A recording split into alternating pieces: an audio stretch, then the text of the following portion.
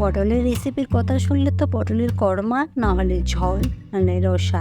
বাচ্চারা আবার এই রেসিপিগুলো অনেকেই পছন্দ করে না, তবে পুরাতন যুগের আজকে পটলের এমন একটা রেসিপি দেখাবো যেটা ছোটো থেকে বড় ভীষণ পছন্দ করবে। আসসালামু আলাইকুম, সবাই স্বাগত ইঞ্জু কিচেনে। তো পটলের রেসিপিগুলোর জন্য আমি এখানে পটল নিয়েছি। পটলগুলো চারিদিকে খোসা ছাড়িয়ে প্রথমেই নিয়ে নেব। যে পটলের খোসা ছাড়ানো হয়ে গেছে, এবার পটলগুলো আমি গ্রেট করে নিয়ে নেবো। গ্রেটারে ছোটো ফুটো দিয়ে পটলগুলো গ্রেট করে নেবো। এবার বলে পুরাতন যেগুলো গ্রেটার পেতো না, তখন তারা কুচি করে কেটে নিতে, আপনারা চাইলে ওটাও করতে পারেন। এই যে দেখুন, সমস্ত পটল আমি কুচি করে গ্রেট করে নিয়েছি। দেখুন, এবার সেখানে আমি দিয়ে দেবো প্রথমে কিছু সেদ্ধ করে রাখা আলু, সেটাও আমি গ্রেট করে নিয়েছি। দিয়ে দেবো কাঁচা লঙ্কা, ঝালটা আপনাদের পরিমাণ অনুযায়ী দিয়ে দেবেন। লবণ দিয়ে দেবো স্বাদ অনুযায়ী, হলুদ গুঁড়ো দিয়ে দেবো লঙ্কা গুঁড়ো, একটু ধনে গুঁড়ো, জিরে গুঁড়ো দিয়ে দেবো আজওয়াইন, আর দিয়ে দেবো হচ্ছে এখানে গরম মশলা। 2 চামচ এখানে বেসন দিয়ে দিলাম, আর 2 চামচ দিয়ে দেবো চালের গুঁড়ো। আগেকার দিনে শুধু চালের গুঁড়ো দিয়ে সমস্ত কিছু ব্যাটারটা তৈরি করতো, আমি এখানে বেসন দিলাম। আপনারা চাইলে শুধু চালের গুঁড়ো দিতেও পারেন। এই যে ভালো করে মিশিয়ে নিয়ে নিয়েছি। এবার এদিকে কড়া বসিয়ে কড়াতে তেল গরম করতে দিয়েছি। তেল খুব ভালো মতো গরম হলে হাত দিয়ে বড়ার আকারে চ্যাপটা করে আমি এক করে পটলের এই কপ্তাগুলো ভেজে নিয়ে নেব। সমস্ত পটলের বড়াগুলো আমি এবার ভেজে নিয়ে নিচ্ছি। একদিক ভাজা হয়ে গেলে উল্টে দিয়ে দেবো। এভাবে উল্টে পাল্টে আমি ভেজে নিয়ে নেবো। গ্যাসের ফ্লেমটা একদম মিডিয়াম টু লো রাখবেন। হাই ফ্লেমে ভাজলে উপর থেকে পড়ে যাবে, ভিতরে ভালো মতো ভাজা হবে না। এই যে দেখুন, সবগুলো আমার ভাজা হয়ে গেছে। পুরো কালারটা ঠিক এই পর্যায়ে আসলে আমি তুলে নিয়ে নেব। বাকিগুলো আমি সেম প্রসেসে ভেজে নিয়েছি। আপনারা চাইলে এগুলো স্ন্যাক হিসেবে খেতেও পারেন।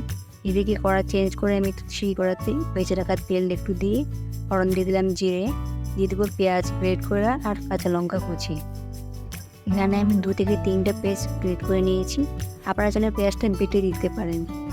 পেঁয়াজটা আমি খুব ভালো মতো কিছুক্ষণ ভেজে নিচ্ছি। একটু জল দিয়ে দেবো, নাহলে পেঁয়াজটা যেহেতু গ্রেট করা আছে লেগে যেতে পারে। কিছুক্ষণ ভালো মতো পেঁয়াজ আমি ভেজে নিয়েছি। এবার সেখানে দিয়ে দেবো একটা টমেটোর পেস্ট।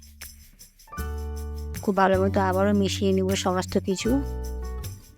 এবার সেখানে দিয়ে দেবো স্বাদ অনুযায়ী লবণ, দিয়ে দেবো হলুদ গুঁড়ো, লঙ্কা গুঁড়ো, ধনে গুঁড়ো দিয়ে দেবো, আর দিয়ে দেবো জিরে গুঁড়ো।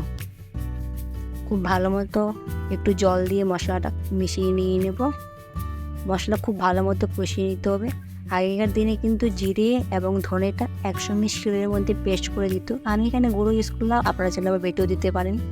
এই যে দেখুন, ঢাকনা দিয়ে কিছুক্ষণ ভালো মতো মশলা আমি কষিয়ে নিয়েছি, তেল বেরিয়ে এসেছি। ওরা সেখানে ঝোলের জন্য জল দিয়ে দেব। জলের পরিমাণ 2 গ্লাস আমি ভর্তি করে এখানে জল দিয়ে দিলাম। জলটা একটু বেশি করে দিবেন। এবার ঢাকনা দিয়ে 1 থেকে 2 মিনিট জলটা খুব ভালো মতো ফুটিয়ে নেব গ্রেভির সঙ্গে। জল খুব ভালো মতো ফুটে গেছে। এবার ভেজে রাখা বড়াগুলো একে একে দিয়ে দেবো। আমি এখান থেকে কিছুটা বড়া তুলে রেখেছি স্ন্যাক হিসেবে খাওয়ার জন্য। বড়াগুলো দিয়েছি। এবার ঢাকনা দিয়ে দেবো, একদম লো আছে। আমি এখানে 1 মিনিট মতো আবারও রান্না করে নিয়ে নেবো। এই যে দেখুন, আমার একদম রেডি পটলের বড়ার রেসিপি। একটু গরম মশলা দিয়ে নামিয়ে নেব। নামানোর আগে ঢাকনা দিয়ে 1 থেকে 2 মিনিট একটু রেস্ট দিয়ে দেবো। এবার গরম গরম ভাতের সঙ্গে সার্ভ করলে বাচ্চারা বুঝতেই পারবে না এটা পটলের রেসিপি। খেতেও যেমন দুর্দান্ত, বানানো তেমনই সহজ। ভিডিওটি ভালো লাগলে লাইক করবেন, শেয়ার করবেন, চ্যানেলটি সাবস্ক্রাইব করতে একদমই বলবেন না। ফেসবুক থেকে দেখে থাকলে ফলো করে দিয়ে দিবেন। আজকের মতো এখানেই দেখা হবে নতুন একটি ভিডিও।